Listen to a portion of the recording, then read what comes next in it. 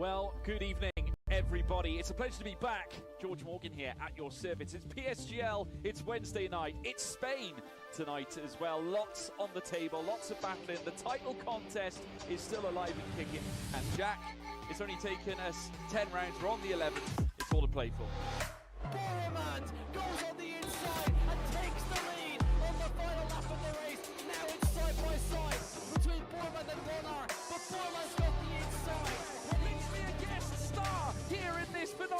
race. Cameron Dowd looking to take P2 in his very first PSGL F1 PC race. Incredible to say the least. You see that pivotal lead, 1.5 seconds. DRS is the Hello everyone and welcome one and all. We are back, PC F4 here at PSGL, and we have an exciting race ahead of us. We're going to China. We are going to China. So the final two races have finally been revealed. It's China and then Abu Dhabi for the final round. Of course, once again, I am joined by the wonderful Myth Sky. How are we doing, my friend? Doing, well, quite okay. Could have been a little bit better today, but if we see what we have still in store here at the F4 tier, I think there's a lot to look forward to. A nice race in China, next week the season finale in Abu Dhabi, and, well, realistically, still 6 drivers in contention for the championship because they're all within 15 points of one another, so quite close. It is quite the close matchup indeed. First off, let's take a little bit of a review of where we stand following the last race. So, of course, if you didn't catch the last race, then after this stream, you might want to watch it back, subscribe to the channel, and to make sure you don't miss anything.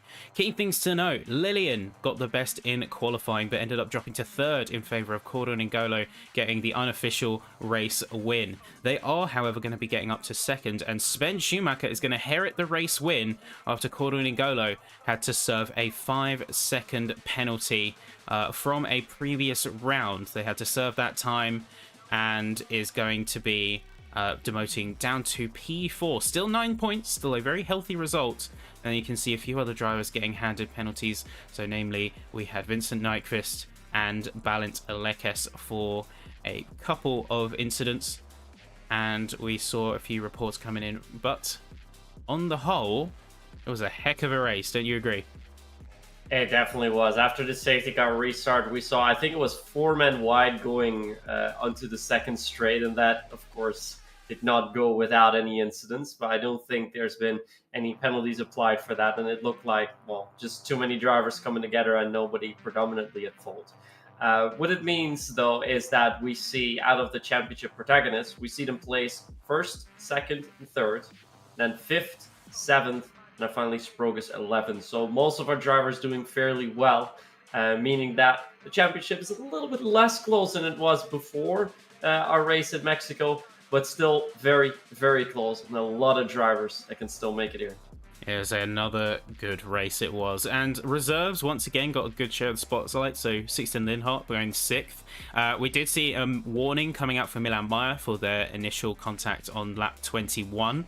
And then, of course, coming off the safety restart, there is, I'll say, lap 34. Actually, my mistake on the Milan Meyer, but still, it's a heck of a race that we had, and that leaves us in a precarious position in the standings, because now we see not only the gaps have widened a little bit, but Lillian seems to be back on top. So Ryan Sprogus, with their 11th place finish, has been dropped all the way down to P6. They're still within striking distance mathematically, but given their competition they're up against, this could be difficult, really difficult.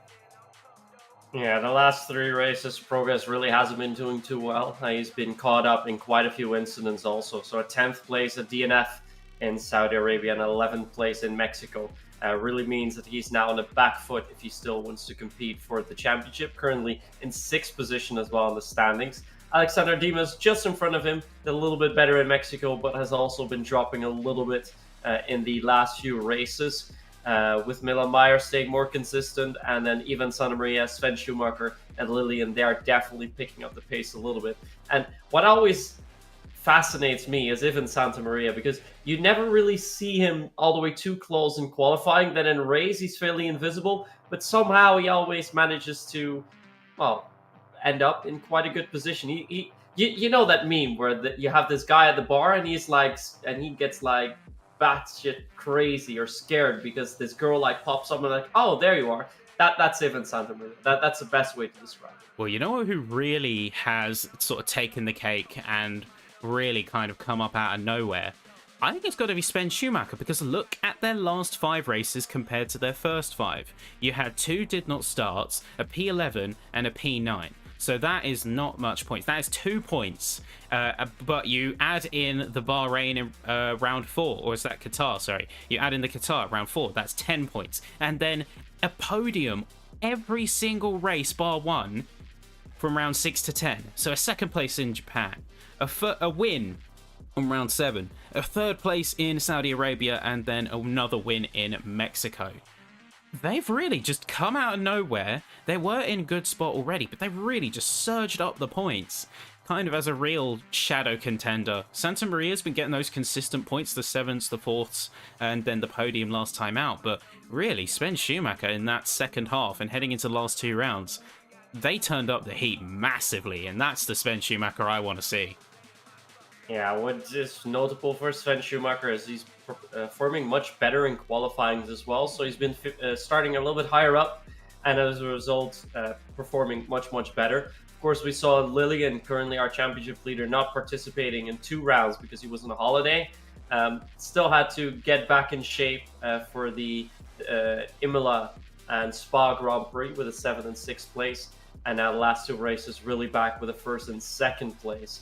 So they're the drivers to really look out for. And yeah, aside from the 3 we talked about, Milan Meyer, Alexander Dimas, and Sprogas are still in the battle, but they'll have to consistently outscore our opponents. And starting with that, they have to outscore their main rivals today. Otherwise, they might not be in championship contention anymore.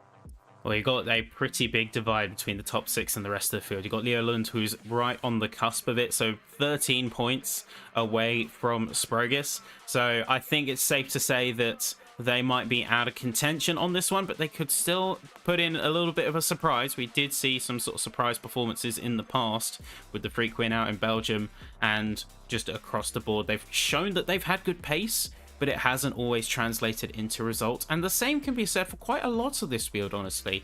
I think the real make or break has been, for many, it's the consistency, and it's maybe having the 1 lap pace, but just not necessarily converting it like our top runners have. Yeah, and the incidents as well that come with it shows that consistency is key. Because still, Riyad Sprogas, even though he's in 6th, he is our driver with the most wins in this season. He's picked up 3 wins, as we see Sven Schumacher and Lillian having 2 wins each, and then a few other drivers having 1 win to their name. Most notably, let's see, Milan Meyer and Alexander Dimas, who are in 4th and 5th, have not yet picked up a race win, but have picked up quite a few podiums. It looks like 3 for each. So they show that they can be consistent.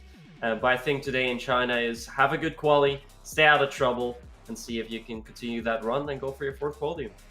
And there you go. Well, just going to quickly shift gears before we start talking about the track, and that's going to be on the constructors' standings, because McLaren are once again sat right near the top. Even with the wins and the greater positions coming out of the other teams, McLaren still hold firm with 16 points against Aston Martin. AlphaTauri follows very closely behind, with Lillian's performances in particular really pulling up and picking up the pace, getting them back into that constructors fight.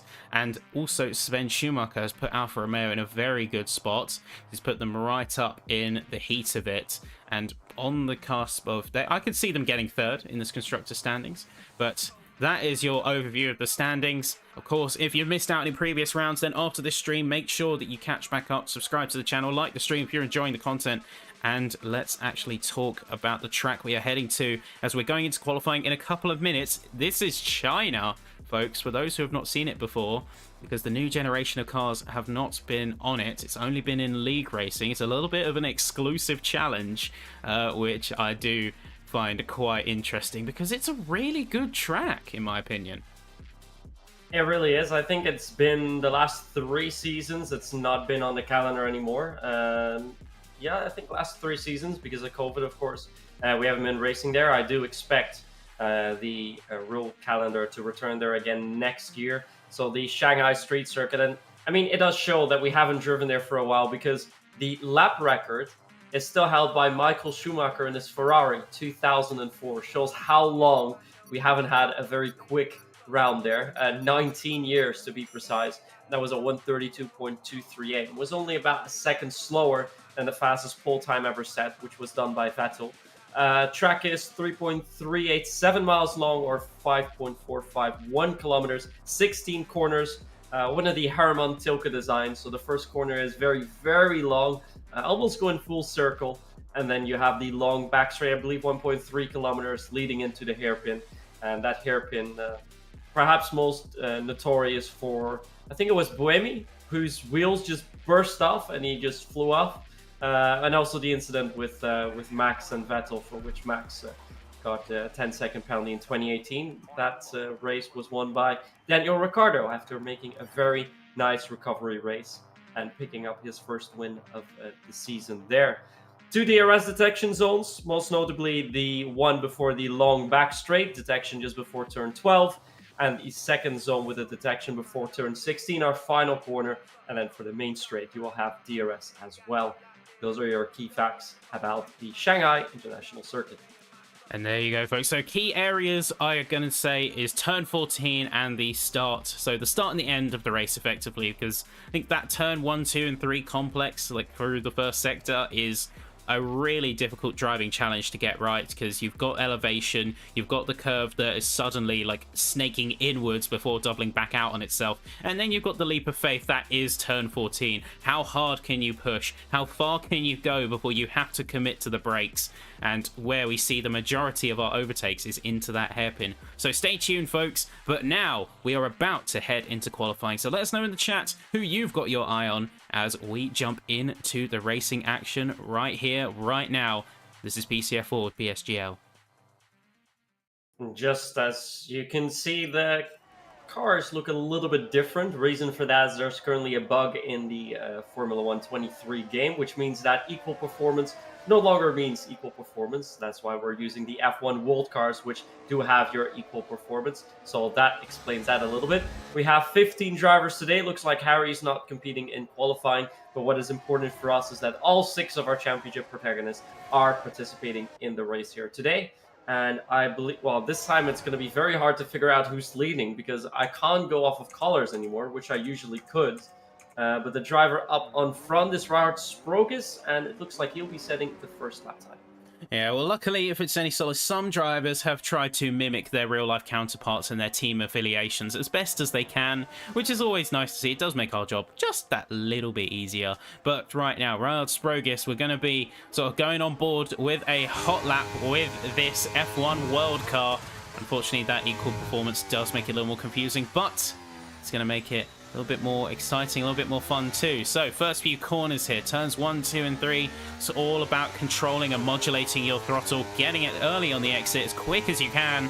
And then that is your first sector done, your first primary challenge. Then sector 2, just after the 100-meter board, seems to be the area if you want to get a good exit. You don't want to overcommit, because if you put yourself deep, you don't get the speed. As we head to what I'd say is the fastest, the highest commitment section of the track besides the hairpin. Got a long left-hander, and then you switch it back out, dropping speed while still trying to keep the arc of the car stable. A little bit too much throttle here and it could be all game over. Now, sector 3, tight left-hander. Not too dissimilar to something like Catalunya, and in the same way, it arcs out to a nice long right-hander, multiple apexes, but it gets a little bit of banking as we come to the main back straight, second DRS zone. And this is where we'll see speeds closing into 200 plus miles an hour, but looks like we've already got a couple of disconnections coming from the sessions, so I'm not sure. We're going to have to check in with the team on that one. Yeah, I was just checking to see if there were any incidents in the first sector, because we had yellow there for Kaneda Bakker, but it doesn't look like there was anything. And Sprogus has aborted his lap, so he's not going for a final lap here. Of course, the pit straight here has seen many of action too in the real F1 world, where I believe Vettel once got 3 overtakes done at the entrance of the pit straight, which is impressive. But it's also the scene where Lewis Hamilton beached his car in the gravel in 2007. And, well, perhaps threw away his maiden title there in his maiden season.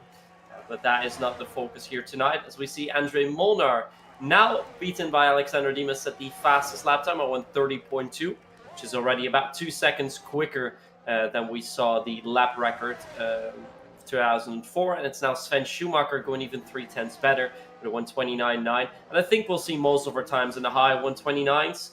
Although I'm not too sure how the performance of these F1 World cars will relate to the team cars that we normally use. Well, my understanding is that they're meant to have performance parity with if you are going to equal performance cars, except because they are literally a single make, you're not going to get any of those disparities that you think equal performance would solve. But regardless of how the cars look and how the colors make it a little bit confusing to track who is really out on track and who's completing / committing to laps, one thing that we do know for sure is that the pace is going to be about the same. And I think the main pace that people are going to be aiming for is high to mid 29s. We see Sven Schumacher with the great opener, 129.9. I think that's going to come down a few tenths more before we start seeing that condensing of the pack. Yeah, most of our drivers have gone with their first lap now. It looks like Lillian also put his lap in, so 130.396, currently in 6th place. But like we were saying earlier on, Sven Schumacher really picked up his pace in quali, and it shows with currently provisional pole, although we still have quite a bit of time left before quali rounds off, and I think most of our drivers will be doing 3 runs in total. Also, provisional race winner from last time out, Cordonengolo, currently in 2nd place. And I saw some chatting going on that he might get the win back because he was supposed to get the penalty in a different race, but I'm not entirely sure how that works, so don't quote me on that. But it could be that the results have to be looked into from the previous race. Alexander Dimas currently in 3rd. Been picking up the pace a little bit more in quali. He struggled a little bit the last couple races. Leo Lund, who also has been strong in the past few qualifying sessions, is now in P4. Yeah, so a few drivers that we're keeping an eye on here as we're sort of alternating through, trying to keep the best track that we can of everyone who is out on track. We've got quite a few drivers who are at this point just coming off their cooldowns, looking to get back in. Sprogis, though, is about to start his lap completely off kilter for the rest of the field because he, of course, abandoned his first lap and went into the pits much earlier than the rest of them. That might have been a great tactical move if they're looking for some clean air. That definitely would be the case. And another driver that had a similar idea was Ivan Santamaria. He stayed in the pits a little bit longer before going out, but he looks to have aborted his fast lap. So we can see what Sprogis can do. Seems to be a 10th down on his previous first sector, where he didn't set a lap time. So let's see if he can improve sector 2. Let's see if he can improve again. The high commitment section seems to be really ringing out the gears on this thing. So 13 plus 1,000 RPM. If you de-restricted these things, that's the limits they can hit there. Strict down to a more conservative 12,000. That's crazy to say. 12,000 RPM, conservative limit. It's for reliability, but geez, imagine these things unleashed. Yeah, I remember the good old days where the RPMs would hit, I think it was like 16 or 18k, so it was much, much higher in the times where our lap record was set. In the meantime, we saw Sprogis had a purple 2nd sector, so it seems to be up on his pace a little bit, because we also saw in sector 2 in his previous lap, he seemed to miss the apex on one of the left-handers as he now comes around the final bend, does not pick up any track limits here, and he sets his first lap time with a 130.408, currently in 7th position. But it looks like there still is some time to gain. And he will have to gain about half a second if he wants to beat that time from Sven Schumacher. Well, the real thing here is that he just needed a time on the board at this point. He needed to get something on the board so he can, at minimum, put himself higher than 13th. That's where he was stuck at that point. And, in fact, he was put in 14th because he was technically behind Corne de Baca on the order, who has retired. So he would have gone behind a driver that has not even stayed for the qualifying session. And that's really not where you want to be at all. So 7th, it's a respectable position. Of course, we can improve. We know the pace of this driver, but we're going to see Andre Molnar now going to be the next one who is about to make a start in a very, we'll call it striking, almost bubblegum style car, the matte blue and pink. Yeah, it seems to be copying that Alpine a little bit that he's normally driving, so it's nice to see that he put a lot of effort into his F1 World car. It's a beauty to see. And yeah, as you indeed mentioned, a little bit of bubblegum. Could use some bubblegum, perhaps. As he's now going into the end of Sector 1. Remember, the time we're aiming at here is a 23.6, and he does make that happen. He's 2 tenths up on his previous lap time, so he's en route for perhaps a P2, P3 if he can make it stick for now. But I think he will want to improve a little bit more as he now comes down the fast second sector. Now, the next corner here is where we saw Sprogus lose a little bit of time earlier on. He seems to hit the apex a little bit better and get a good exit here. Take a lot of speed into the second sector. I believe Sprogus had a 56 here, and he has a 50.590, losing a little bit of time to his previous lap, but he's still almost 2/10 up and well on his way to a much better position than P5 for now. Now, the long straight could go for a little bit of slipstreaming here, but decides the better of it. Does not want to try any slipstreaming there, and well, I would love to tell you who it is, but I have no idea who it is. But I think, well, it's either Lillian or Kenny Thomas, Lillian. But I think it's Lillian because he should be the only one on an outlap. Struggles a little bit on the exit there of the hairpin as he now comes around the final bend, turn 16, and he completely loses it. Hopefully, no damage. Looks like he's Doesn't okay. look like too much. It looks like he's okay. So, yeah, good amount of damage control, I guess, as he can keep his car in one piece. But yeah, it's just the big overcommitment. You saw that massive snap from that car. Crazy to think how hard that car bit on that final corner. And it was looking like a good lap. He was projected a 30.18. So that would have put him squarely in P3 if he had made that lap work.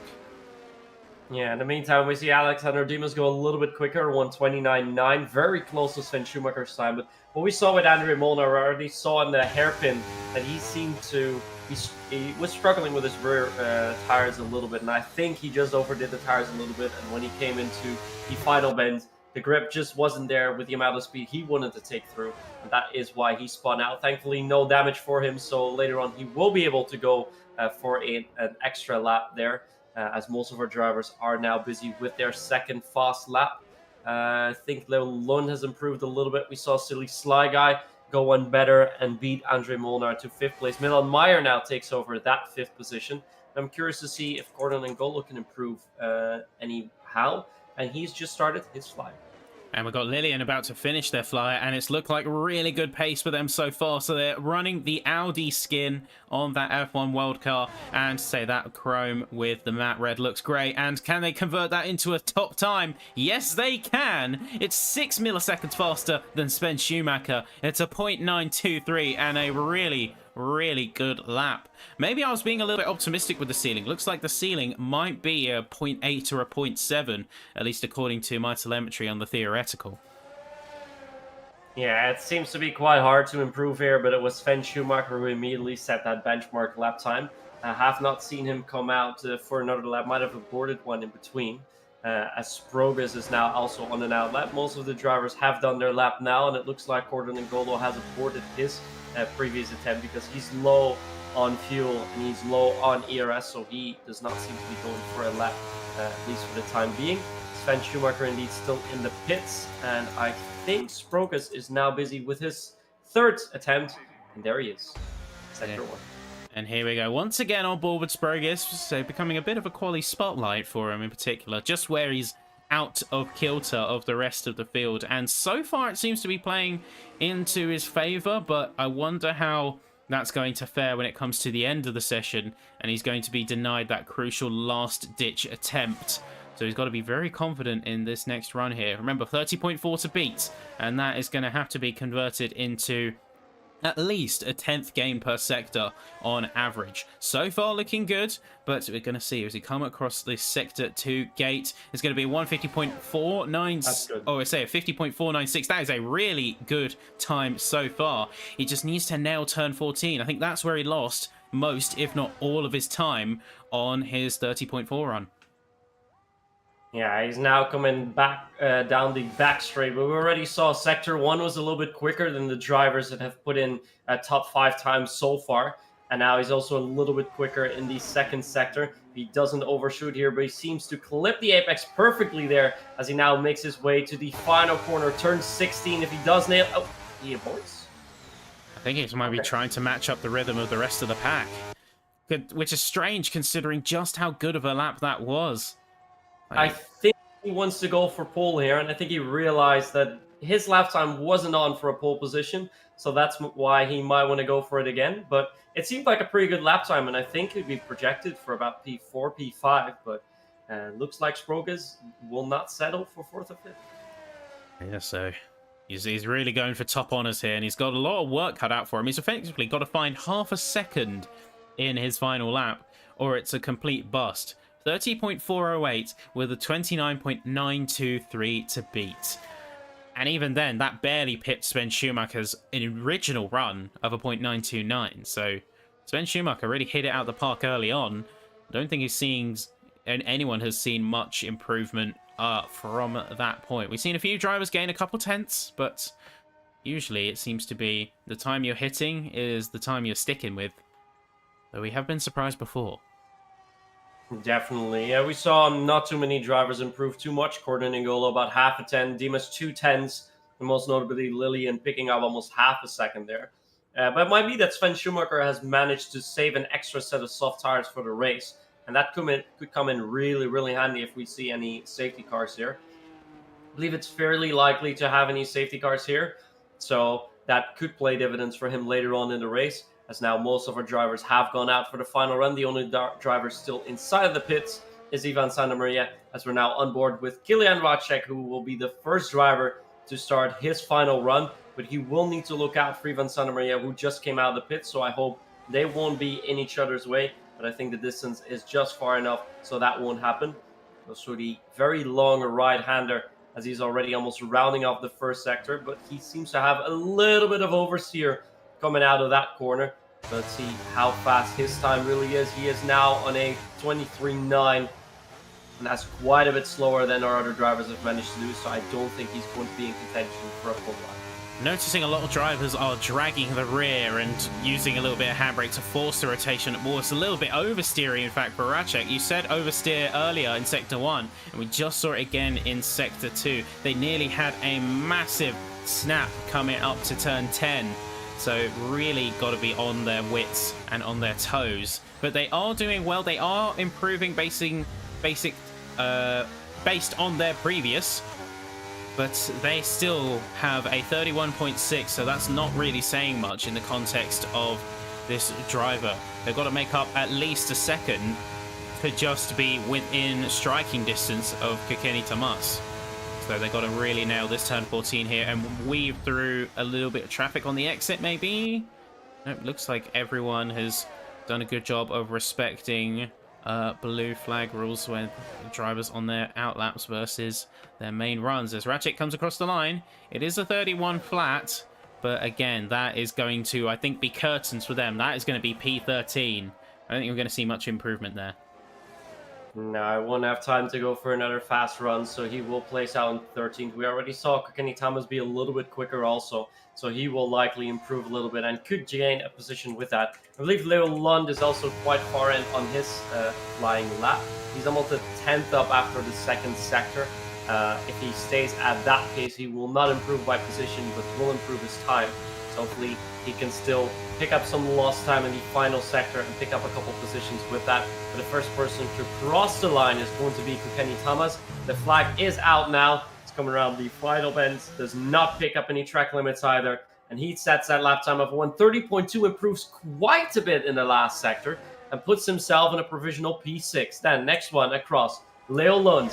He comes down in 4th place. He does go quite a bit quicker, even drops down into the 129s. Andre Molnar improves a little bit. He is now in P6 as more drivers are coming through, and it's Alexander Dimas missing out pole on 4,000ths of a second.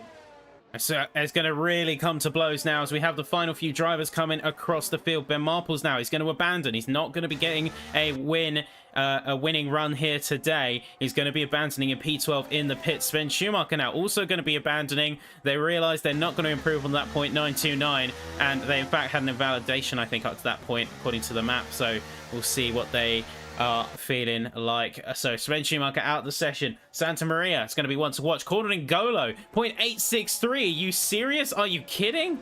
Milan Meyer with the P7. You've got Lillian with a .781. So all of a sudden, the time has come down by a few tenths. Not just in a few milliseconds, but a few tenths, with Racek who is going to not really have much in the way of a run. They burnt everything on their previous lap. Lillian has got pole, although interestingly, the race displays a discrepancy from the timings board by a millisecond. Yeah, his lap time definitely very quick, but also very interesting to see is that Ivan Santamaria and Andre Molnar have the exact same lap time, but of course Andre Molnar is setting it a little bit earlier on the session, which means Ivan Santamaria will be starting from P9. But a great qualifying for Lillian, our championship leader, placing here on top, pole position for him. Alexander Dimas still in the running, P3. Sven Schumacher also in the running, P4. And Raj Sprogas in the running from P7, and Milan Meyer from 7th, and then finally Ivan Santamaria in 9th. A great second place in quali for Corden N'Golo, who did so extremely well in Mexico. And of course, we can't count out Leo Lund, Andre Molnar, and Kukeni Thomas, who round off the top 10. And then the remaining spots are filled by Silly Sly Guy, Ben Marples, Kilian Racek, Corne de Bakker, and finally, I think that is Harry, who is in P15, and it is. And that is your standings here in qualifying, folks. So we are going to be taking a short break out, and you'll be hearing from us right after a word from our sponsor.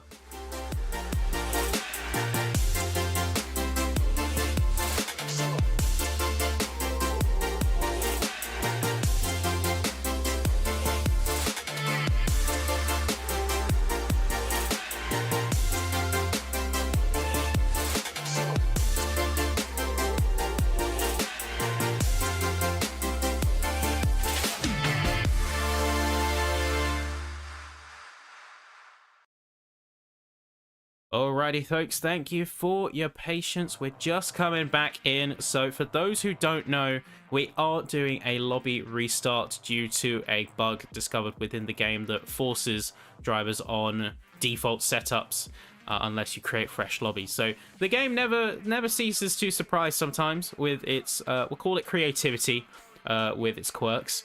And just as a reminder of what's at stake here, so here is the driver's standings, the championship fight. Lillian, of course, just got pole, which is a big deal considering they are currently leading the championship. They need all the push that they can get. You've also got a few other big drivers. So Sven Schumacher, P2 in the driver's standings, got P3 in qualifying. Ivan Santamaria, who is a pretty strong competitor in their own right, only got P9, so not their best quali out here today.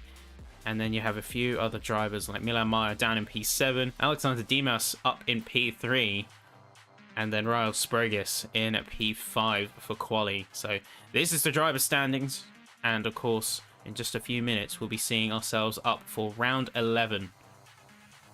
Yeah, the main fight is now, of course, going to go to Dimas and Sprogas, though, because if Lillian is going to pick up the race win here, that means they will be automatically out of contention for that title. And if Milan Meyer doesn't finish within the top 3, he will also be out of contention for the title fight that we're going to see in Abu Dhabi. Of course, something crazy will have to happen if Lillian picks up the title today, although not impossible. But I think with 6 drivers still being in contention, we'll likely see about 3 or 4 drivers fight for the title in Abu Dhabi, which will be next week. But great qualifying from the drivers in the top standings. And for Ivan Santamaria, well, his qualifying pace usually isn't the highest, but he always manages to pick up a few positions in the main race. So if he can already start from P9, I think we can see a top 5 finish from him is definitely on the cards. And he will need it if he wants to stay within the championship standings. Yeah, the championship is really coming to its final arc. We've got 2 races left. We've got a lot of drivers who are within 2, 3, 4 points of each other, which at top flight, that is a position or 2 positions difference depending on where you place. That is anywhere from between 1st and 2nd. That can slingshot you up. All the way down to between P5 and P6 with the fastest lap. That could be the difference between a position. So it's all about these final 2 races. It's that consistency that we need to see, that conversion of race performance from quali performance and not getting yourself into too much trouble. I like to think that all the drivers got it out of their system because we saw much less in the way of stewards reports compared to, say, Saudi Arabia and even rounds before that as well. it was a much slimmer stewards report. So I'm hoping that these last 2 races are fairly clean.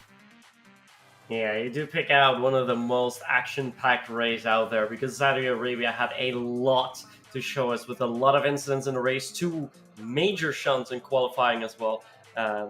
Probably one of the most interesting races that we saw in this season, so definitely keep an eye out for that. And yeah, if we look at consistency, it's interesting to know that the drivers at the top of the standings, so Lillian and Sven Schumacher, are 2 drivers that both missed out on 2 races. And the races that Lillian did compete, he finished every race within the top 7. Super impressive. And for Sven Schumacher, only had 1 race outside the top 10, which was in 11th place. He has picked up 5 podiums in total with 2 race wins. As for Lillian, it is 3 podiums with 2 race wins. So Sven Schumacher picking up more podiums, but Lillian more points in the non-podium finishes. And that puts him 2 points ahead with 70 points for 68. Yeah, and that 2 points gap, again, like we said, that could be the difference between a single position or a fastest lap away from inheriting the lead of the championship. So Lillian, Sven Schumacher, even to an extent, even Santa Maria and Milan Mayo, if they can really pull it up their A game and bring the heat when it comes to today and next week, then we will be seeing quite a heated championship. And let's just hope that as we look at, again, the results from Mexico and how close the finishing was, especially between our top 4, we will hopefully see that everyone is going to be bringing their absolute best. Yeah, and I think what's going to be interesting here in China as well is the, DRS chicken. Once again, you have a very long back straight, 1.3 kilometers long. So you definitely want to be about 2nd or 3rd. So you have DRS for the final run, put it in front in the hairpin, and then make it stick. There is, of course, DRS on the main straight as well, but the DRS activation zone is very close to the start-finish line, so you can't make any use out of that. So I think the drivers will be aiming to not be in first going into that final lap, and we should see a position change and a battle for the lead all the way up to the flag. So definitely a lot of interesting things that we're going to see. And I think we have, let's see how many it was 28 laps of racing that we're going to see. Looks like it will be sunny, at least here in the lobby, but we'll have to see how the weather will unfold throughout the race. We have seen some wet races in PSGL before, but I think if it all stays dry and clean, we'll still see maybe 1 safety car, but I think we'll have, like you mentioned before, some more clean racing. Yeah, and clean racing is the name of the game. Of course, we did have 5 DNFs out in Saudi Arabia, which was, or even Mexico, which was certainly a time. And I think, say, Saudi Arabia was not too dissimilar, in fact. But even looking at that, and even looking at the current standings and the championship and all the rest of it, like, drivers are already pushing to the absolute max. It's clear in their driving style and how much they are often slipping right at the limit. I always say this is one of those tracks, like with Saudi, that strategy is so important, because on the last lap, if you want to win, you need to be second, and you need to be second while being very close to your opponent. You set off almost like a pendulum, where the top 2 drivers will try and trade positions and try and bait one another into being ahead on the final lap, just so those final 2 DRS zones can really bring out that win for you. Yeah, and in the meantime, we're just checking to see if anything else is happening here, because it looks like there's some issues with these settings, because we're just talking about safety cars, but there's an issue with the setting for safety cars that they are unable to turn on, at least for the moment. So I'm not sure if you have to see another lobby restart or if that has been fixed. We'll be waiting for Andre Molnar as well, because his game crashed, where he'll be back in a moment's notice. So in a few minutes from now, I think we'll be loading into the game and starting our race. And yeah, at the moment we have 12 drivers in, so almost everyone is here. We're currently waiting for feedback from our host, which is Riot's Progress, to let us know if all the issues, at least with the settings, have been resolved, so we can get ready for our second to last race of the championship. Yeah, and as we talk about racing standards, people DNFing, the safety car is becoming the primary source of why the lobby hasn't started yet. Don't worry, the irony is definitely not lost on us here in the commentary box. And hopefully we get it resolved quite quickly. We're just making sure that everyone is in, all the lobby settings are as they should be, and everyone is ready to go with setups primed. And sometimes the game does like to have a little bit of misbehavior. So we're just getting confirmation from the lobby leads now. And we will be right back with you. Just take a small minute just to get verbal confirmation from the race leads, the race team. And then we will be right back in the commentary box with some updates. So hang tight, folks.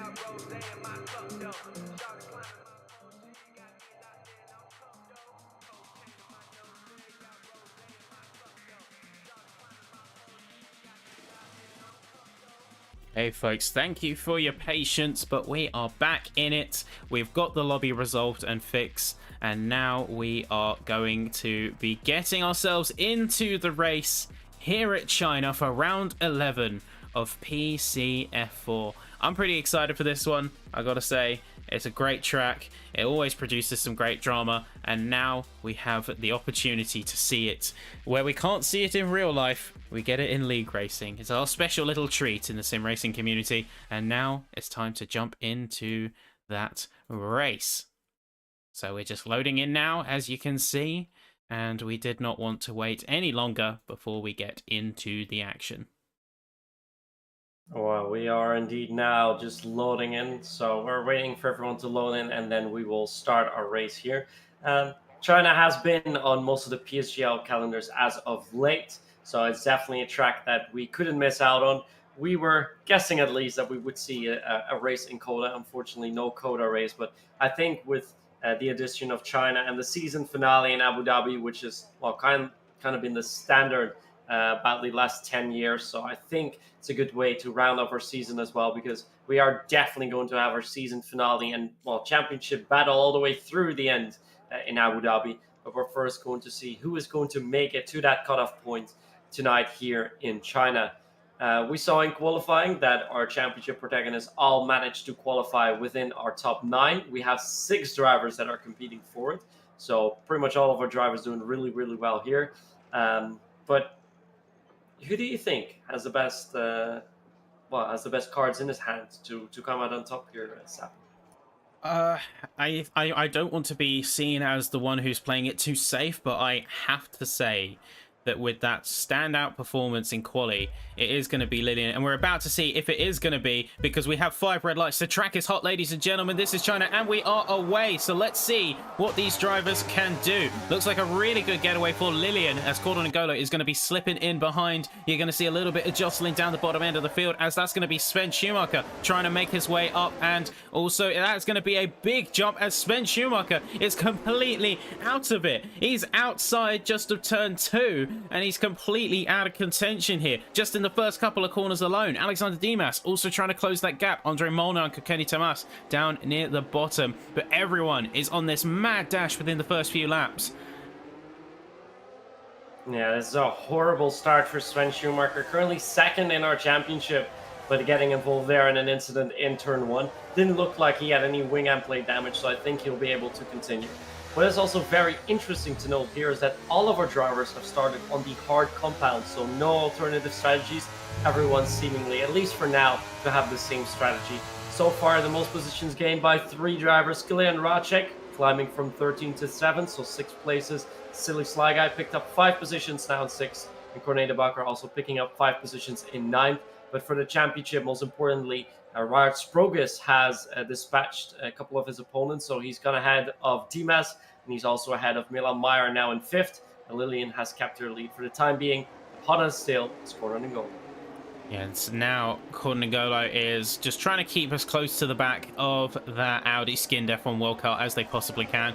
But everyone really is in really close contention with each other, with the exception of Harry and Sven Schumacher. Everyone else is in really close contention. But we see Kokeni Tomas head into the pits, and we see, I think that was Harry, running really wide at that corner, the final corner. So I wonder if a few drivers have already sustained a few issues, maybe a little bit of fender benders, losing some end plates. That could definitely be the case, but it was also important to notice that Sven Schumacher has already made up quite a bit of time after that incident in lap 1. He's now about 2 seconds down to the drivers in front of him, Harry. But he will need to close down this gap as soon as possible, because at the start of the next lap, we will have DRS enabled, and everyone is currently in that DRS train. He now still has to make up about 8 tenths before entering that DRS train. So we will see as this lap unfolds if he's able to catch up. So far, we haven't seen too many tussles for positions after the initial lap. But I think as soon as we enter lap 3, we'll see quite a lot happen on that back straight. We can see he's cooked absolutely everything in the resource department to try and close that gap and catch back up, because they know just how powerful that DRS can be. If they can get back in within that magical 1 second, then they'll just about be safe. But I don't know how feasible that is, because we are about to get that DRS being activated. And so far, it looks like everyone has tucked in, kept to themselves, and are just slowly biding their time for moves. Like, we're on board with Alexander Dimas. Full battery. He's just staying behind P3. Yeah, the fastest lap time now coming out for Lillian, 134.8, as we now have DRS enabled. The gap for Sven Schumacher is 1.5, so he has improved quite a bit and has set the fastest lap time as well. He did overshoot coming into the long back straight earlier on, lost a few tenths there. So hopefully he can make up enough time for when we enter the back straight again, because the DRS detection zone is just before that long straight, so just before you go to the right-hander. That's where the detection point is, but it looks like he is a little bit too far behind that, at least for the time being. Also interesting to note, Rard Sprogus is very close to Cordon N'Golo, only 2 tenths away, and I think he'll be looking to make an overtake on the long straight. Mind you, you've also got Leo Lund, who has dropped down massively in terms of pace. Like, they've lost 1.3 seconds to Racek, and now they're going to seemingly be losing even more time. So I don't know what's going on with Leo Lund's race, but they are losing a lot of time and losing it fast. You can see Corne de Baca just behind. He's getting quite impatient.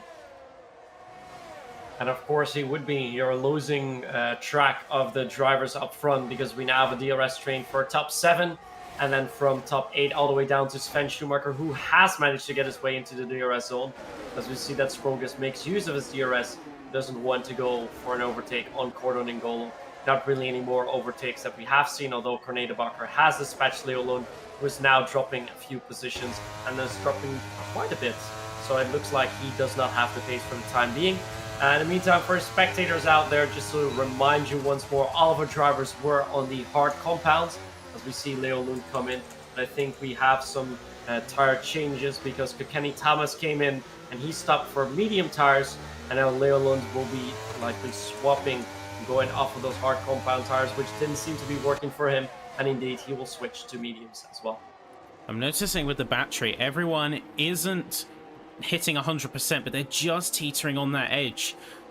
On one hand, I'm sitting here thinking that they are vastly underusing their resources, but on the other hand, I'm also seeing that people are just teetering on that line and keeping really anything and everything at their disposal. So I think we're seeing a low level of ERS usage. I think we should see a little bit more, but we are going to see how things play out because reportedly there are further lobby issues. So we got a report from one of the drivers coming in via, I think maybe by an engineer who's typing on his behalf, that there is some desync issues. We're just waiting to get that confirmed.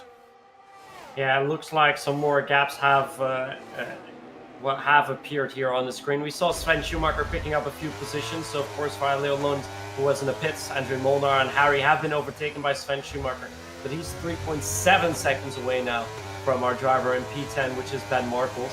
And it was also Andrew Molnar who was reporting those issues that he is facing. In the meantime, Rart Sprogus is getting really close to Cordon and Golo, and Cordon and Golo has fallen outside of the DRS zone of Lillian. So Lillian doing some really great work as Sprogus is now about to be overtaken by Alexander Dimas. They are side by side coming out to the end of Sector 1, and I think Dimas will try to go with Ascent, going perhaps around the outside here, but I think he knows he has to concede. Will try to go for a switchback there, but it's also difficult to overtake here in the second sector. He's still going to stay side by side with Rahard Sprogus, but he will have to concede now and stay behind till at least the next DRS.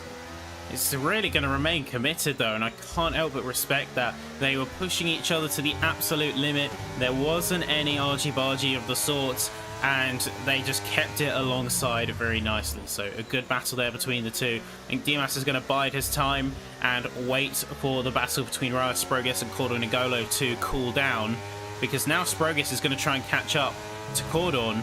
And of course, once they tussle, that's Dimas's chance to slip right through, almost like a vulture. And he will have to, because I just looked at the current standings. If we were to finish the way we are, I think we have a new championship winner, because the drivers that are close in the standings to Lillian are Sven Schumacher, currently P12, and Ivan Santa Maria, P8. So they won't be picking up enough points to get within 17 points, because you want to be within 17 points, 16 for a win, 1 for fastest lap. And the drivers that are, well, about 12 and 16 points away for Dimas, Sprogus, and Milan Meyer, they're in P3, 4, and 5. So if it stays the way it is, we already have a championship winner, but I don't think we've seen the end of this session, at least for a long time. But we do have Andrei Molnar retiring out after those issues earlier reported. So we have 14 drivers remaining for this race. Yes, that's one driver out. And, well, of course, while there can be issues with the lobby, we've done everything within our power. So we've already had the delays trying to fix the initial lobby bugs that we were experiencing. And it does, unfortunately, get to the point and where we do see it become untenable in some cases to keep restarting, keep delaying the lobby start, because then drivers can't make it for the full duration of the race. Because this is a community league at the end of the day. It is a very big community league, but it is one run by community members and one that has got people who can't always fully commit time either side. Curiously, Leoland and Kenny Tamas have gone onto the medium, so we might see a bit of a double medium strategy. And now we can see a few drivers who are going to be teeing up a potential move. See Milan Meyer going a little bit further inside as Silly Sly Guy making up a lot of distance on the braking zone to turn 14. Yeah, at this point, the drivers really have to watch out that they're not going to fall away too far from Lillian. Lillian currently has about a 2-second gap to Corden and Golo, which is quite massive considering how close these drivers have been all season. And looks like Rarik Sproges has finally had enough of it and is trying to overtake Corden and Golo down the inside. Very close, almost making contact here, but making sure that they don't touch each other. And with Corden and Golo covering the inside here means that Sproges cannot get by. Although we definitely haven't seen the end of it. I think he's going to go for a send down the inside. Corden and Golo defending there as Sproges now tries to go around the outside, but there is no space here, and he will have to wait. But all this battling, all this tussling means that down the outside now, we find Alexander Dimas. So Sproges will have to watch out that he doesn't lose a position here, and it looks like he can at least fend off Dimas for the time being. But all this fighting means that Lillian can pull away even further. This now increases gap to 2.6 seconds. Yeah, and that really is the crux of the issue. It's that Lillian has not got anything in terms of on-track trouble. They're doing really well in terms of resource. And right now, Corden and Golo, Ryan Sproges, Alexander Dimas, their main on-track threats are too busy dealing with each other to deal with them and try and close the time. So Sproges is, of course, he's a driver that we know to be very forward, very aggressive with his driving style. So going for the moves that sometimes people wouldn't dare to, some would see as risky, is going to be where Sproges thrives in that kind of environment. Even there, he was teeing up a move heading into turn 14, despite knowing that Corden and Golo is going to try and cover it off. But they were still teeing up and trying to put that pressure on as early as they could. And that's really hallmarks of their driving. And it's proving to see some success, as I think they're going to be going again, and this time you're going to have much more of a leading run. Yeah, and Sproges is now completely overtake onto Corden and Golo in turn 1. And I think Dimas will try and get by as fast as possible as we see Corden and Golo struggling on the exit there as we come round down the end of sector 1.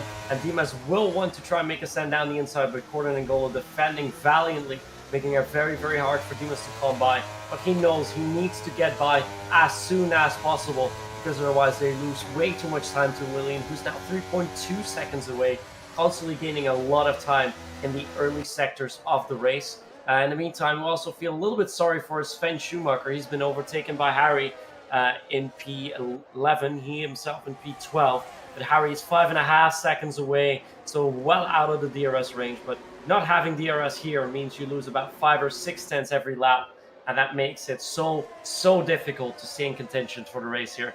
And I think those drivers at this point are just hoping and praying for a safety car, because without one, they are in big trouble if they want to make it to the championship race next week in Abu Dhabi.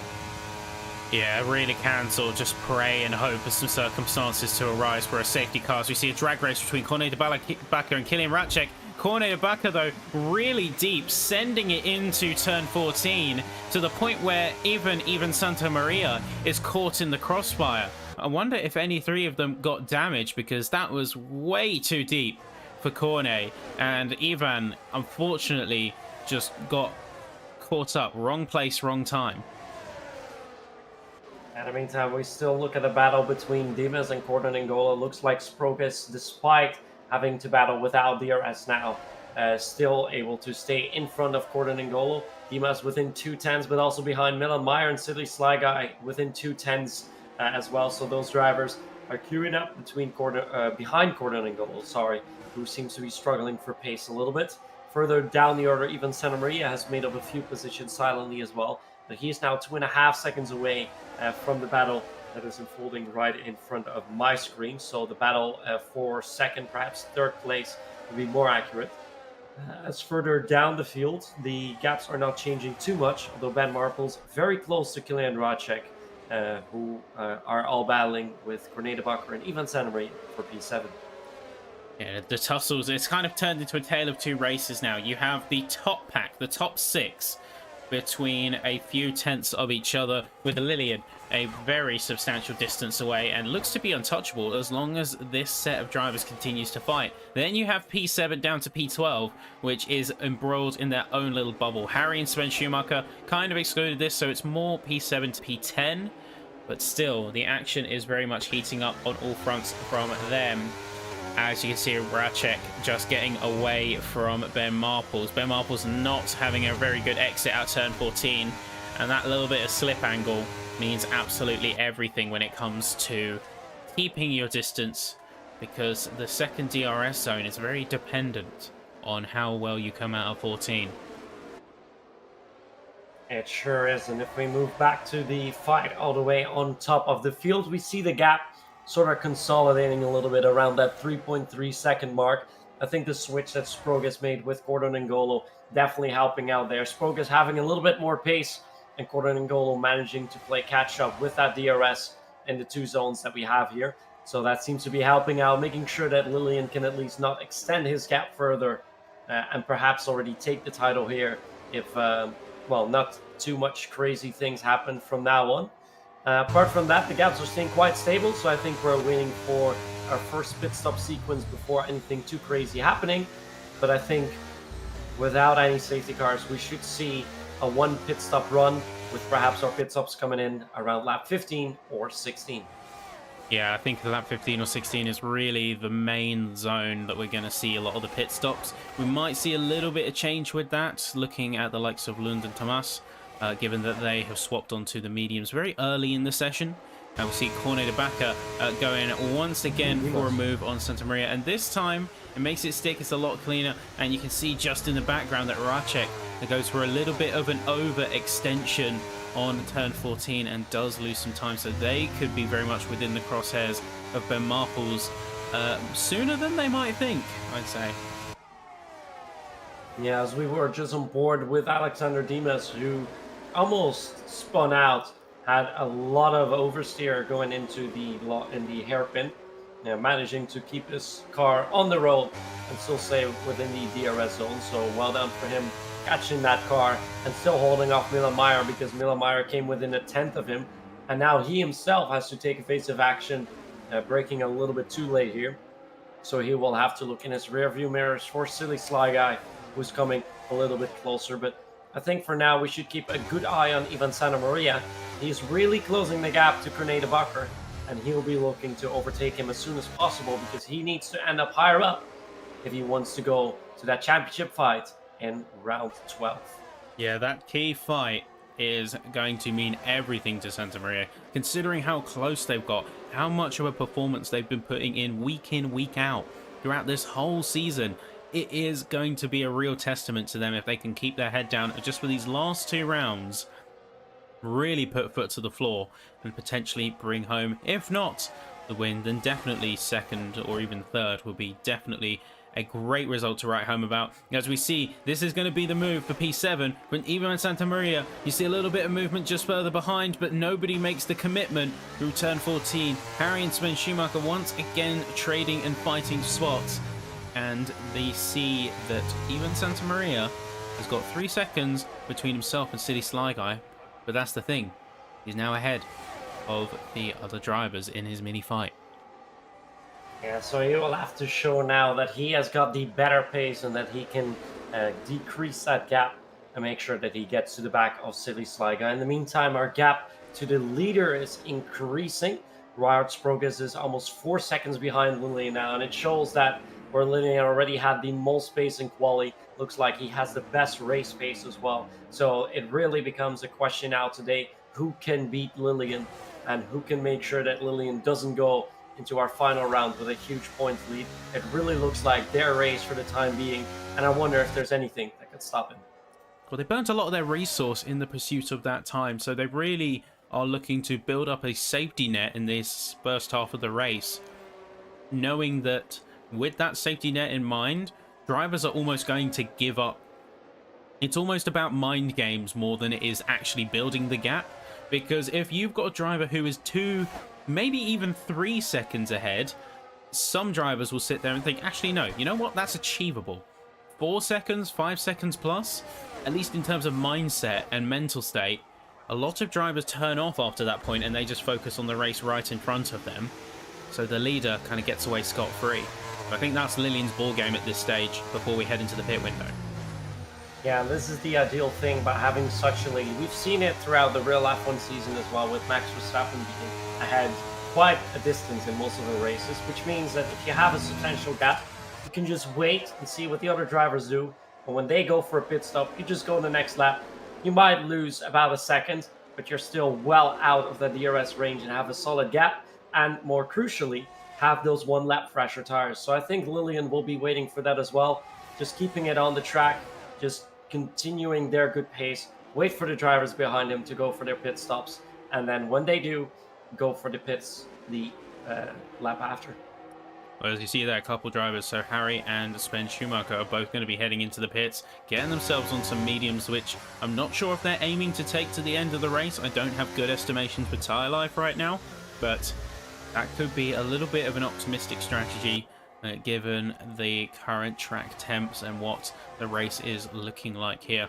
The thing with Lilian, though, and something we're talking about on the topic of tyre strategy, they can't undercut. It is impossible for them to undercut unless everyone makes the conscious decision not to pit in, which they won't do. Because the undercut is so powerful, and 4.5 seconds by this point of lead time to that decision is going to be all that drivers need to say, okay, the leader has gone in, and so am I. Yeah, we'll have to see how the pits are going to unfold, because we're now entering lap 14. So I think in not too long from now, we are going to see our drivers come in, as we are now about half distance in this Chinese Grand Prix. Not too much has happened so far. We had one of our drivers retire, Andre Molnar, after experiencing some technical difficulties. We saw Sven Schumacher being caught up with an incident in turn 1, as well as Leo Lund losing quite a few positions to that. But aside from that, not too much has happened, although Sprogis most notably has picked up 3 positions, and out of our championship contenders has at least picked up the most positions so far. But most crucially, the position he'll have to take, the one from Lilian, seems to be out of reach for the time being at least, as the gap is 4.6 seconds and increasing every lap by a couple tenths. Let's say Ryan Sprogis, he's gained 3 positions, but also a lot of pressure in that rear view mirror. Gordon and Gola we're on board with right now, and you can see how hard he's pushing in order to try and get that gap and get that attack on the second place car. But you can see just where he's even making mistakes and overcommitting to corners. It's just in the pursuit of that speed, pursuit of that pace.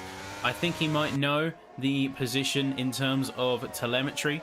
So Sprogis being much lower in terms of battery percent, 25 versus what will be Cordon's 45 by this point. Even with a little bit of overtake, they are going to move to try and break slipstream from Alexander Dimas. And it's just these little micro movements. Of course, you're not weaving across the track, so you're not falling afoul of racing rules, but you are making one movement before returning to the racing line. And that is a strategic move in order to break the slip. Although Silly Sly Guy is going to be getting promoted to 4th, as a lot of drivers are now heading into the pits. That's Alexander Dimas, Milan Mayer, Ratchek, and no, Ratchek is going to be getting promoted. Corne de Baca and Ben Marples. They're all coming in now to get as much time on the medium as they can. Yeah, they're going for the undercut here, hoping to pick up a few positions with that. They will have at least less fresher tires than the other drivers currently still out there, which I think is something that Sprogis will be looking for. But I think because they are now triggering the pit subsequence, as Sprogis, Gordon N'Golo, Silly Sly Guy, Ivan Santa Maria, and Kilian Radcik will be forced to come into the pits now. Lilian perhaps can extend this stint by another lap, or play it conservatively and come in this lap as well. But it looks like the pit subsequence has been triggered, and we're going to see a real fight evolve around that second position later on in the race. Yeah, I really think, though, that it is going to be Lilian that is going to take that opportunity to pit. Now that they've seen the majority of the field is on the mediums, I think it would be stupid to do anything else than to go for something like that. As we see Sven Schumacher going for a little bit of tussle with Corne de Baca. They're looking for position, although they weren't able to get it in the end. Yeah, I think that we are we should expect Lillian to head into the pits because they know they're just going to lose time to undercut drivers. And is that going to be confirmed? Yes, we just got that confirmation, as now the race leader is going to be heading into the pits for their mandatory stop. And also following him is Rahart Sprogus. So the championship protagonist both in the pits right now, as Ngolo and Silly Sly Guy have continued. Even Santa Maria, curiously enough, has also continued. And Sprogus does not have to break off that fast line there, as Lillian has already made his pit stop. Sprogus will be switching to the medium compounds. Lillian did the same just a moment ago.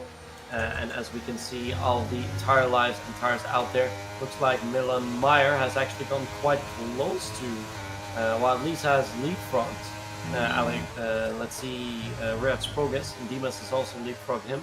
Milan Meyer, about 3.2 seconds away from Lillian now, so they have taken about a 1.5 second chunk out of that lead in just one lap time. So it looks like this was the right moment for Lillian to make his stop. But there's still about 3 seconds for them that they need to gain, because otherwise they will not be contesting Lillian for that race win. I think the word of the day here is damage control, as you're going to see, while Lillian isn't in really a position where there is any damage. They've had a perfect race so far, in my opinion. What I mean by damage control is more limiting the options that your opponents can make in order to threaten your current position. So, pitting in on the last lap as opposed to staying out one more. That was a good move because now they've limited the amount of damage the undercut can do to them and their race strategy. Now we're also going to see that Dimas is going to be focusing on fighting with Milan Meyer, and Meyer in turn going to be focusing on fighting for their position. You've still got two drivers who are in close contention with each other. As you can see, Dimas is making the move, rather than focusing on Lillian up ahead. So you've got to be super careful, as that's what we might see as a big move. It's going to be coming in for a couple drivers, Corne and Leo Lund, and also I think Sven Schumacher just committed themselves to a P8 spot, with Silly Sly Guy now going into the pits and coming out in, I believe that will be P7. Are they going to pit? Yes, they're just going to pit the likes of Sven Schumacher and Harry. Yeah, it looks like the early pit stop from Sven Schumacher has really worked out, because he has decreased the gap to the leaders to about 3.5 seconds. So that definitely does work for him, although it's going to be a mountain to climb for him to make those tires last those few extra laps at the end of the race. In the meantime, Alexander Dimas is trying to eat away on that lead from Lillian. The gap now 2.7 seconds, so it's coming down a little bit, but not enough quite yet. And Ngolo and even Santa Maria currently still staying out, so they might go for an alternative strategy here to see if they can make up positions at the end of the race. And I'm not sure if they want to go for the softs or if they will be pushing for the mediums a little bit harder. But I think seeing the gap come down by almost 1.5 seconds, maybe even 2 seconds a lap now, they will have to come in soon, because otherwise, without any safety car incidents, they might struggle to retake those positions and come out with a nice finish here in Shanghai. Yeah, I hope that Cordon and Santa Maria head into the pits this lap, and in fact they are going to do just that. No, Santa Maria stays out another lap. So I really am curious as to whether they're going to be going onto the softs now, because this is not, as it stands, this is not something that's tenable. The pace you're going to lose on the hards is going to be very substantial compared to the fresh mediums. Like we already see, 7.7 seconds. I would not be surprised if that drops an entire second within the span of just a few corners here. Already 7.4, 7.3. You can see it dropping like a stone, and I have to wonder just how much difference is going from a hard to soft strategy rather than a traditional medium really going to make. Yeah, I mean, for Ngolo as well, having those fresher tires means that he has a few laps of advantage for that, but he has now dropped to P11.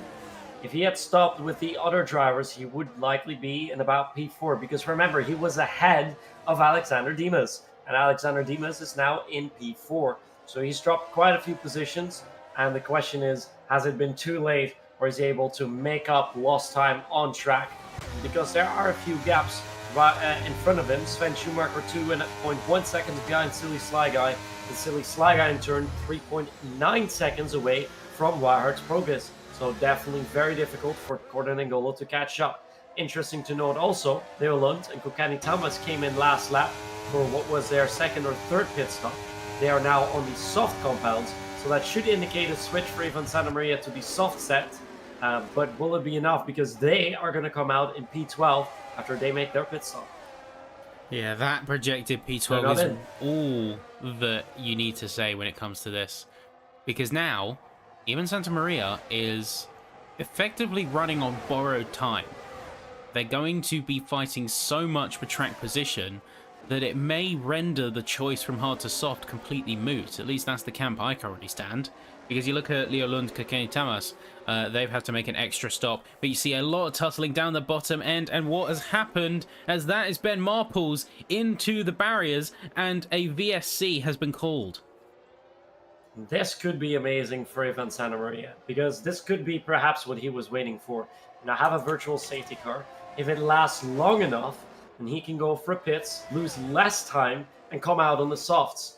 If that happens, then he has the best cards to still try and beat Lillian to that race win and put himself perhaps in the lead of the championship.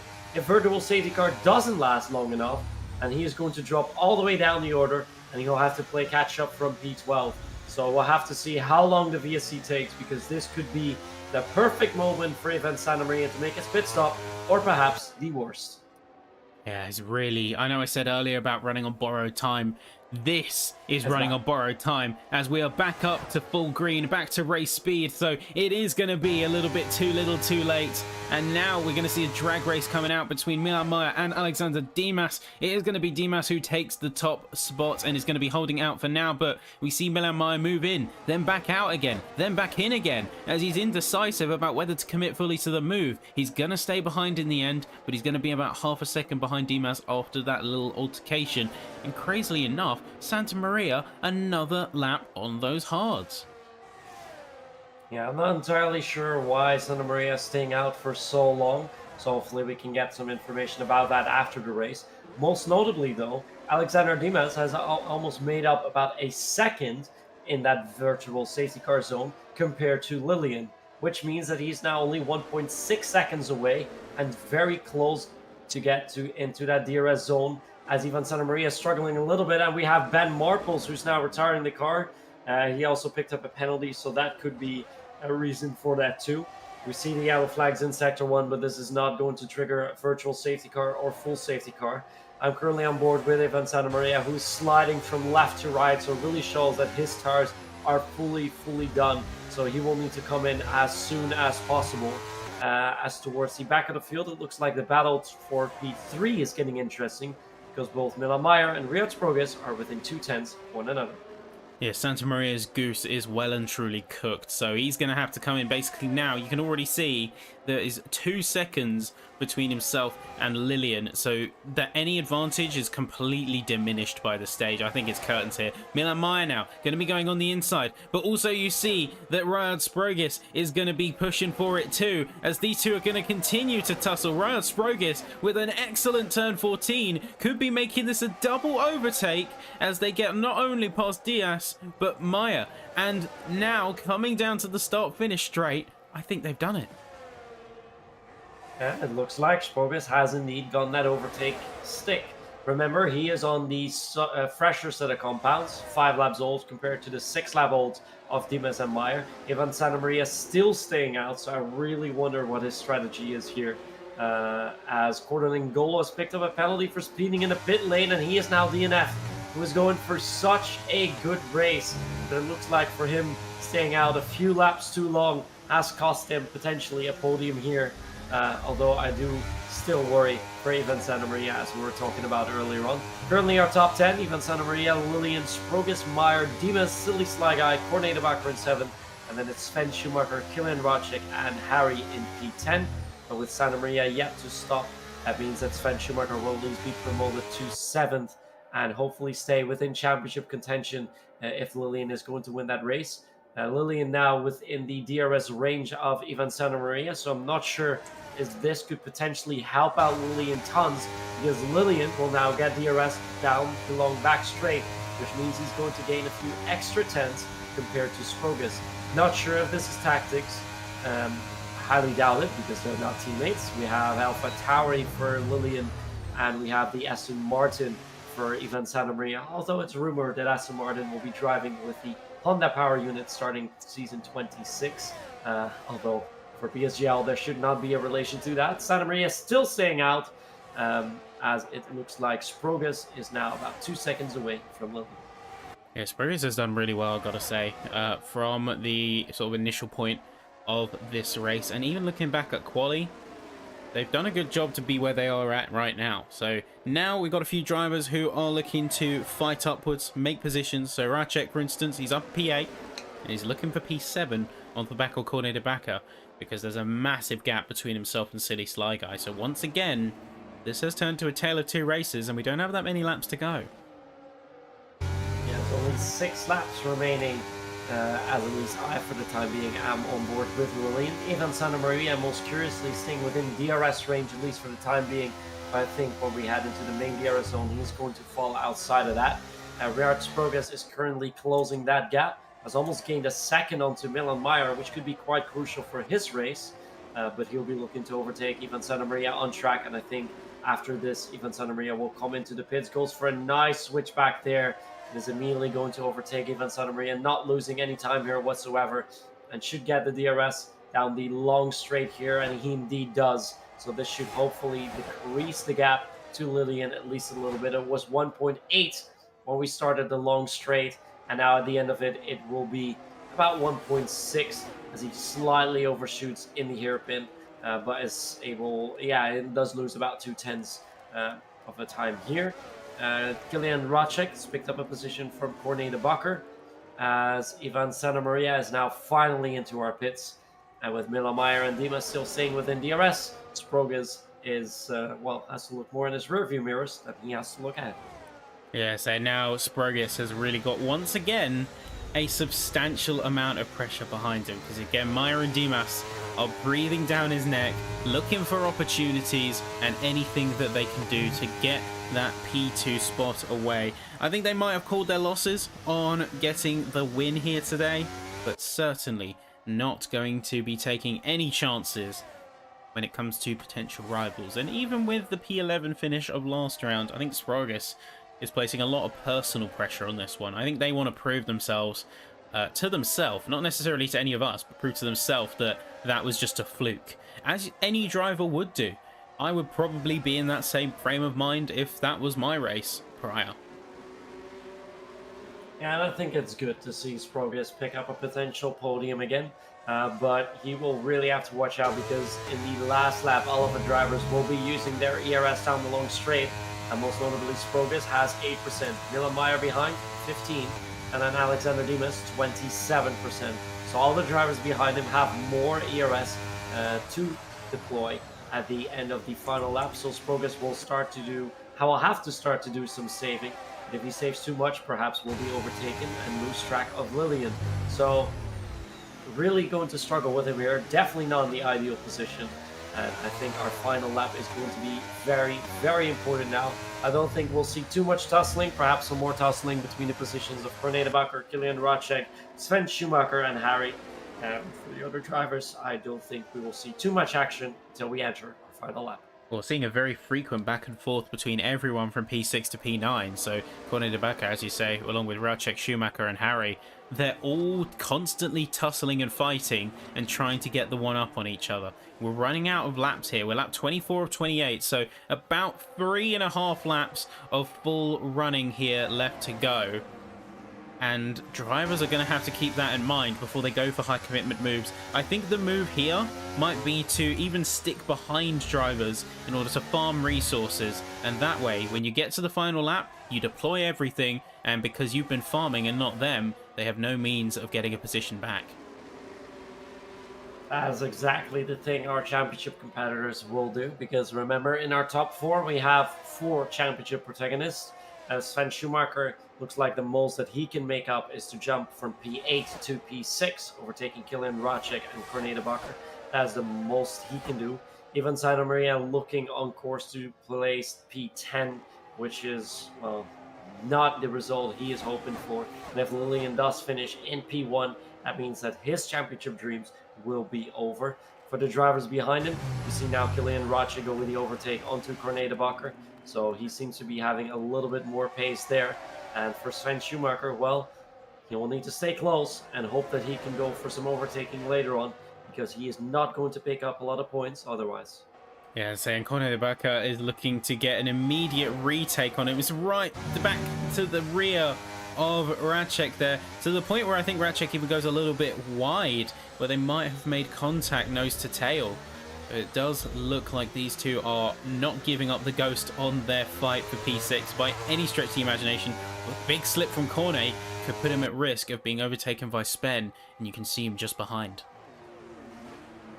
Yes, Sven now slowly starting to slot in, and I think down the back straight he will go for the overtake onto Corné de Bakker, so he will have a chance in the final lap to overtake Kilian Rache and finish in 6th, as we were talking earlier on.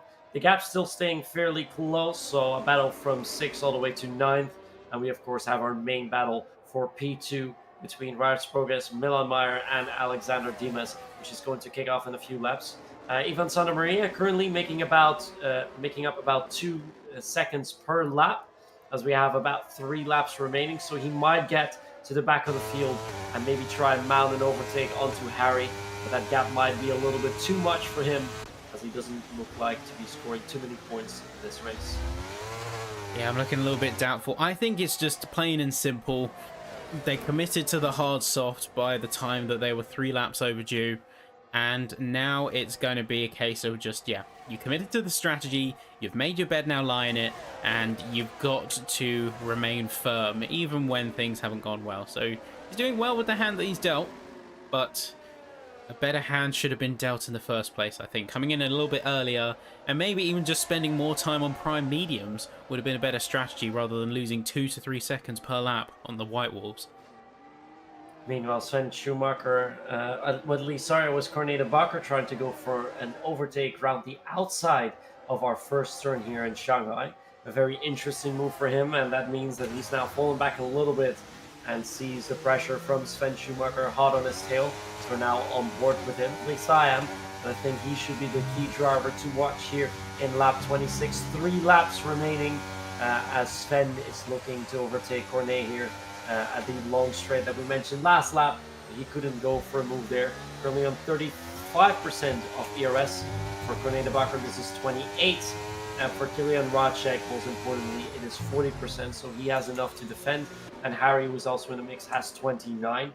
Now back with Sven Schumacher, as we're now entering the back straight. The gap towards Corné de Bakker is about 5/10, but Corné is very close to Kilian Rache, so I think he will want to go and get that overtake done. He's now slipstreaming all the way and will have enough, doesn't even need to use his ERS to go by, and he makes that overtake stick, as Sven is still unable to pick up any positions here in the final few laps. He seems to be struggling just a little bit more, but yeah, with the DRS train, there's not too much you can do if you're not deploying too much of the DRS, but if you deploy too early, you can't make use of it and defend later on in the race. So you really have to pick your battles and decide to use it at the right moment, and you will only know in hindsight what the best moment is. Yeah, to quote a famous film series, you don't want to be the one that gets told too soon, Junior.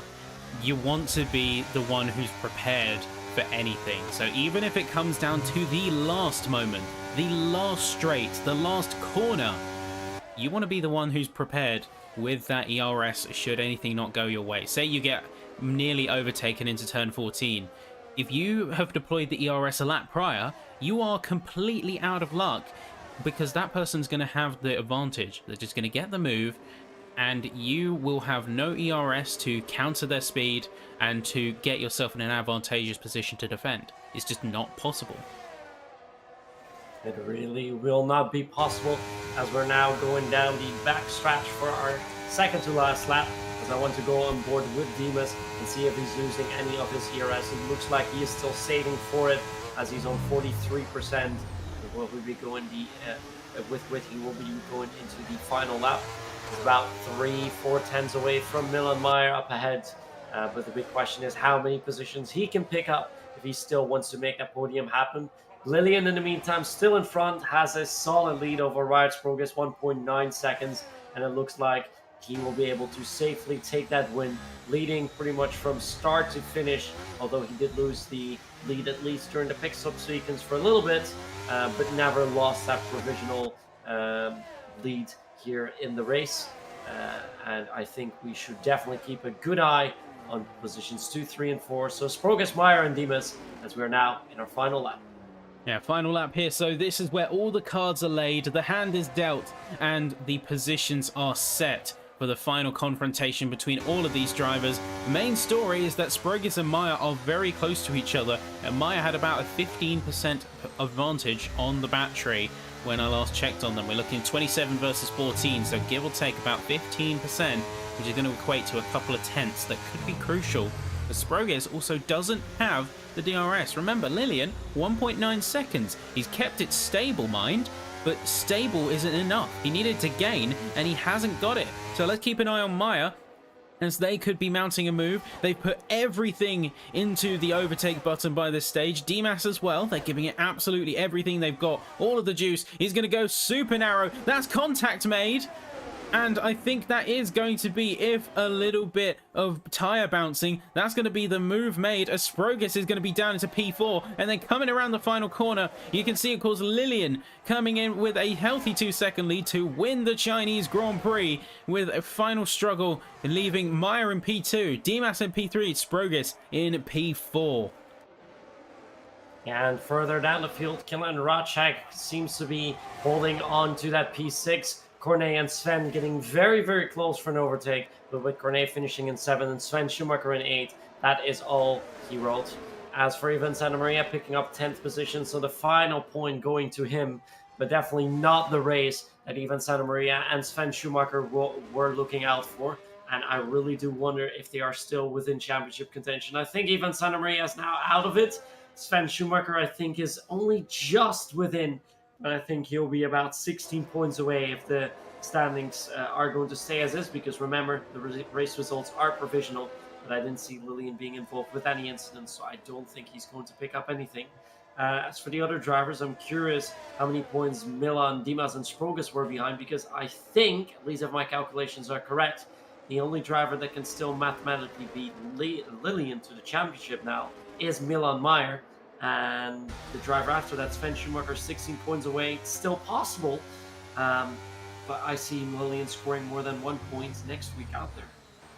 Yeah, well, I wonder what the stewards are going to say, because I think we did see a little bit of forcing wide in those final few corners. Not just from our top pack of 3 drivers for 2, 3, and 4, but also a little bit further down, 6 through 9, or 7 through 10. We saw quite a little bit of tussling there, and some sudden position drops and changes. But here we go, as you come through to our final standings, you can see Lillian takes the cake with a provisional win, and here in PSGL PCF4, 45 minutes of racing later, they're going to be firmly asserting themselves as the leader in this championship. Milan Meyer up in P2, very good result from them, with Dimas and Sprogus in P4. Silly Slide Guy, Killian Racek, Corne de Backer, Sven Schumacher, Harry, and Ivan Santamaria make up your top 10, and then further down you have Leo Lund and Kenny Tamas finishing, with Cordon N'Golo, Ben Marples, and Andre Molnar not making it to the finish line, either retiring out due to desync or just conceding that this race wasn't a one to remember, not a one to keep. Yeah, and like we mentioned before, this race definitely being the best for Lillian, having the best quali, having a solid race for them, and now extending their championship lead. Remember, until this race, we still had 6 drivers up in contention for the title. I think that's now going to be narrowed down to 3 drivers, with Lillian having, I think, about more than a 10-point gap with 17 points still up for grabs in Abu Dhabi. So they are in pole position to take the title next week, but they'll have to do it in the season finale. So we head out to Abu Dhabi next week. Yeah, and that is just it, isn't it? It's the fact that the finale of the season is next week. So folks, you will not want to miss this, as we are going to have an absolutely electric final race, with the championship potentially being decided on the track, and a few drivers who are certainly going to be fighting to pick up some much needed points. As even though the top of the championship, as we saw from Lillian's win, might be a bit more closed off, 2, 3, 4, they are still very valuable positions that drivers are going to be gunning for. I can guarantee you that. Yeah, I'm just looking at the points, and Milan Meyer, because he placed second, will be picking up 12 points. He was 10 points away, so he will be 14 points away from Lillian in the championship. And I think, these are my calculations are correct, he will be in the second position. So Lillian will go into the season finale with a 14-point gap, with 70 points still up for grabs.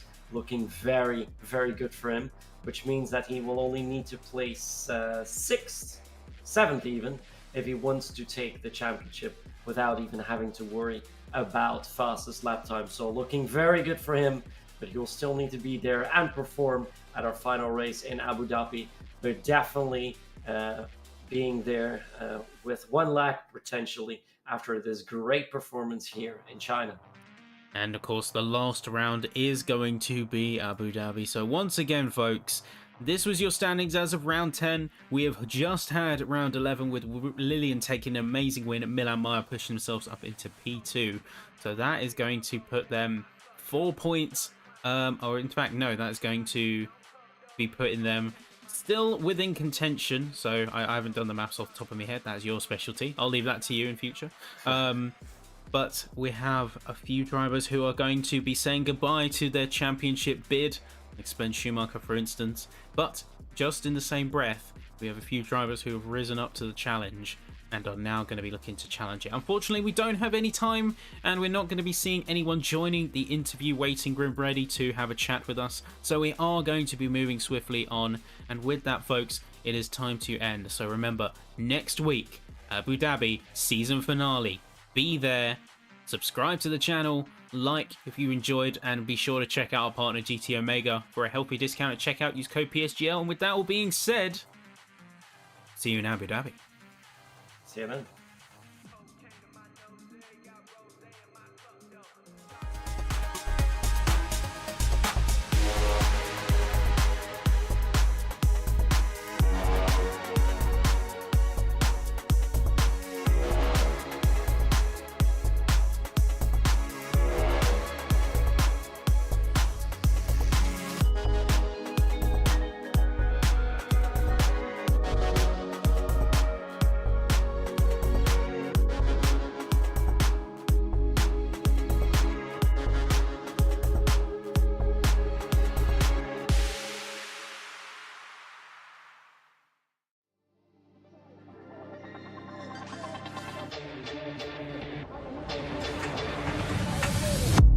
Desperately trying to hang on.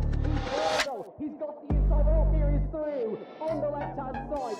Hooks the apex, gets on the power nicely, and that is job done. Jarno Opmeer now to the last couple of corners now. His finest drive, his greatest drive, and he's done it at the Circuit of the Americas. He returns to the top step of the podium. Once again, the ghost is back. Jarno Opmeer wins the US Grand Prix in a stunning Grand Prix.